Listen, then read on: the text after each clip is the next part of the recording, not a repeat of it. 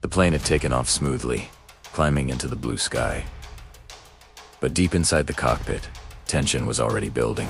The engines were humming, and passengers settled into their seats, unaware of the danger quietly creeping closer. Just minutes after takeoff, a sudden warning light flashed on the control panel, catching the pilot's eyes instantly.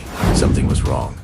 Not catastrophic yet, but enough to spike adrenaline. The co-pilot called out the alert, and the captain's hands gripped the controls tighter. Every second now felt like an eternity. Outside, the sky was clear, but the instruments were screaming a different story.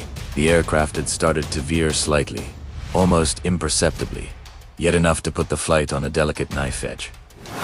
Communication with air traffic control was frantic but brief. Every word had to be precise. Meanwhile, the passengers remained oblivious, some chatting, some scrolling through their phones, completely unaware of the seconds slipping away. The captain calculated, reacted, and adjusted the controls, countering the subtle pull threatening to take the plane off its safe path. The co-pilot monitored the instruments with sharp eyes, ready to act at a moment's notice. Outside, the wingtip dipped dangerously close to a small hill. 1,000 thoughts ran through the minds of the flight crew. Seconds stretched, heartbeats raced, but training and instinct began to dominate panic.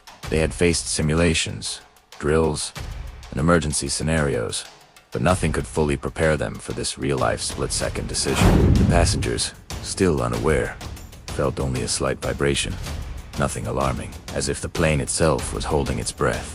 The captain made a swift maneuver, banking the aircraft just enough to correct its course. Warning lights blinked, alarms sounded briefly, but the danger began to recede. Each decision, each movement had been critical. One wrong calculation, one delayed reaction, and the plane could have met disaster. Gradually, control returned to normal.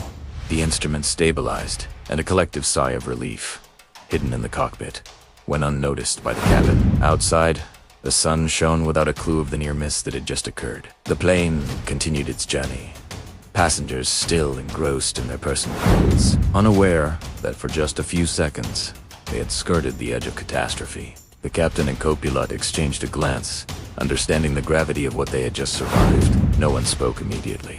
The silence was a shared acknowledgement of skill, training, and a measure of luck. Those seconds before disaster would forever be etched in their minds. A silent reminder of how thin the line between routine flight and catastrophe can be. As the aircraft leveled out and reached cruising altitude, calm returned, but the tension lingered. A quiet echo of the seconds that almost ended, everything remained. While passengers carried on, unaware, the cockpit held the memory of those critical moments, the split-second choices, and the invisible hands of fate that kept them all in the air, alive, and moving toward their destination.